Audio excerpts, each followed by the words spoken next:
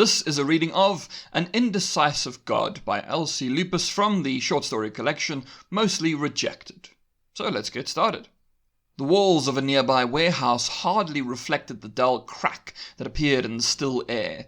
The faint flickering tear wavered in the cold. It pulsated gently as something forced its way through. The something produced less radiance than the doorway, a doorway that was already vanishing. The being entered the world and gazed around with an eyeless face. Invisible eyes fixated on a billboard in the distance. It depicted an attractive man who held an arm in front of his chest to show off a steel watch. The being stared at the image for a while before the eyeless face became a human face.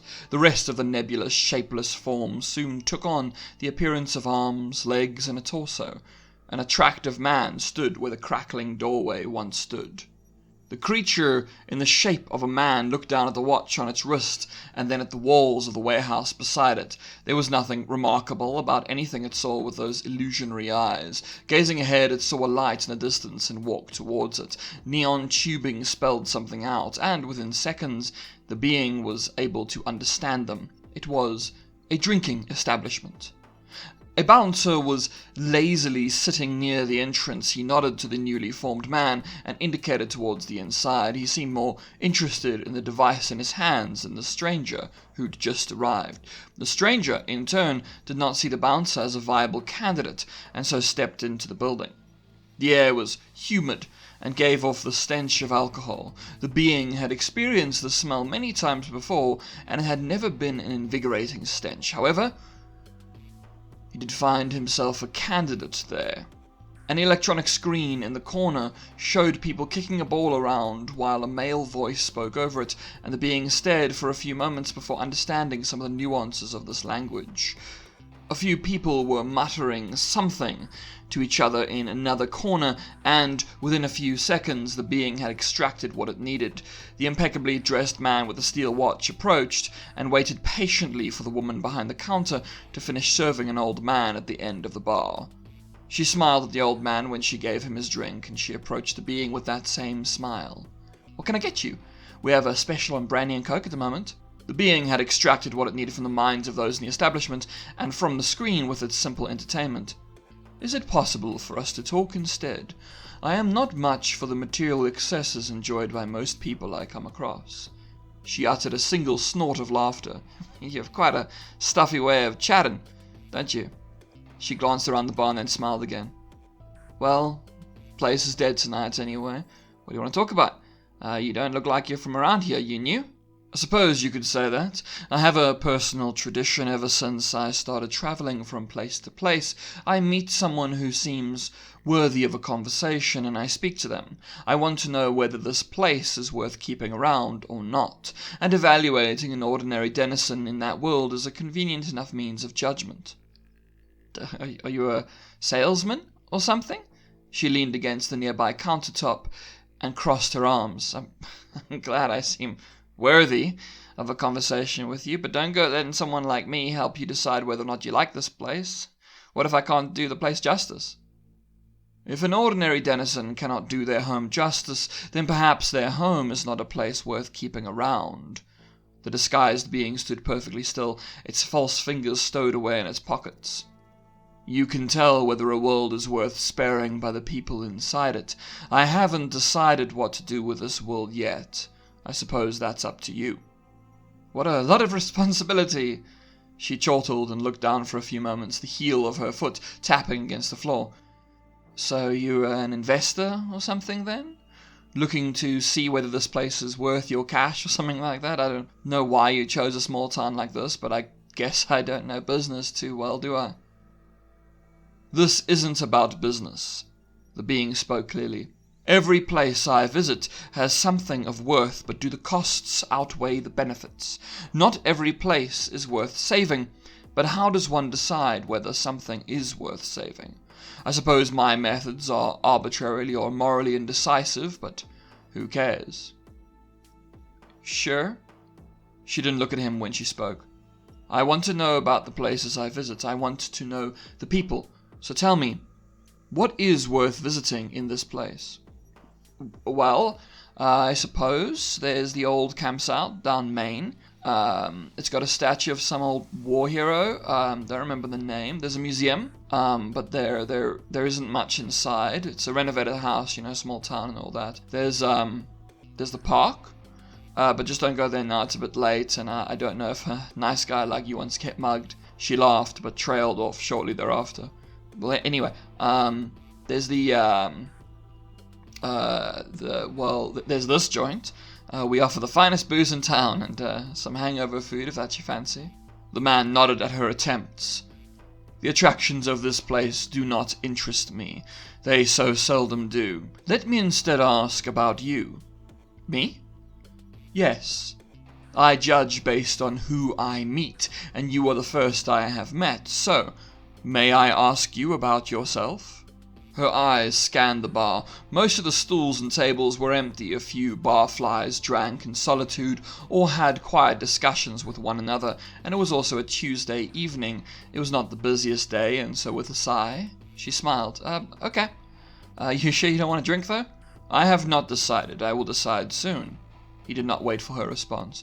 Do you enjoy the company of the people in this town? Why not? It's a town, like any other town, so I might as well like the people. Not everyone, of course.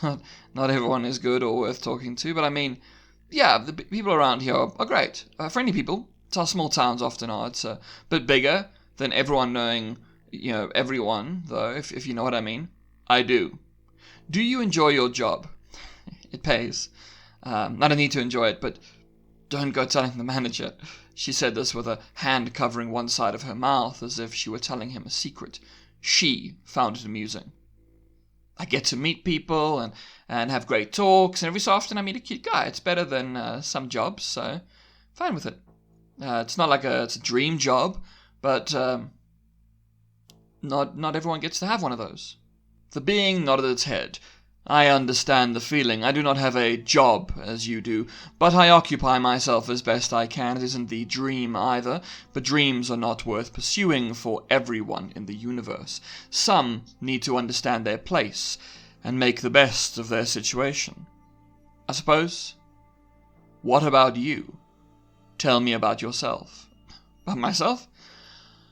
I'm a bartender in a small town, and I live in an even smaller flat. What else is there to say?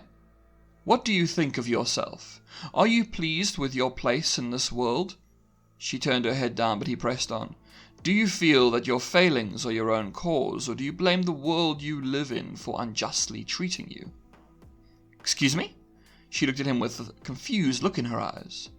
Sorry, but that's... Do you consider yourself a failure? Working in a place like this... It is not a dream job, after. Listen, man. I'm happy to listen to you talk, but this is getting a bit personal, right? Could you just drop it? She shook her head and stepped away from him. But before he could speak again, a small group of men entered the bar and approached the counter. Sorry, I have a job to do. The being watched as she spoke to them. She smiled, flirted, took their orders, poured their alcohol, and accepted payment alongside a generous tip. She had a cute smile on her face as she cashed the money, but as soon as they were out of sight, she dropped the smile. Okay, man, I think you should just order something already. Maybe you'll loosen up a bit. I am not interested in partaking in your alcohol. I sense that you find me annoying. I only want to speak. Yeah, well, it isn't my job to speak to people who don't buy anything. Either order something or leave. I have a bar to run here. Her voice was hard and uncompromising. So what will it be? You want the special? No, thank you. The being had made its decision, and the irritable scoff she made only solidified that decision. Before I take my leave of this place, let me tell you that you have helped me to make up my mind about this world. I am not from this dimension, and upon realizing my own existence, I wondered for a long time what to do with it. I was born alone and of the void, yet I discovered that other places exist, and I visited many of them. But all things grow dull over time, and as the millennia flew by, I found myself growing bored, and so I instituted a system for deciding whether a world was worth staying or going. I decided that the kindness of the people I spoke to would help me determine... Okay, I'm really not here to listen to your stories. Can you please leave? I don't want to have to call security. You don't seem violent or anything, so please, man, don't force me. The being nodded its head. My decision has been made. I have decided that your world is not worth keeping. Perhaps the next world will be one with people who treat outsiders with some measure of respect, rather than chasing them away. Okay, sir, you do that, could you please The being turned to the newly arrived group of men, and upon looking at them, they started to scream. The bartender jumped backwards at the sight of the screeching men as they grabbed at their bodies, blood squeezed out of their skin. The being turned its attention to the old man at the end of the bar, who immediately clutched at his throat. As the air was squeezed from his lungs, the other men ran out of the bar, but once they hit the street, their bones snapped as they crashed to the ground. What's happening? What? She stared at the seemingly handsome man at the bar. Did you helped me decide. The being spoke softly as the walls began to crumble. The street outside cracked, and the sky filled with a glorious storm. I guess this world will not be spared. Thank you for helping me decide. Perhaps the next world will be worth sparing.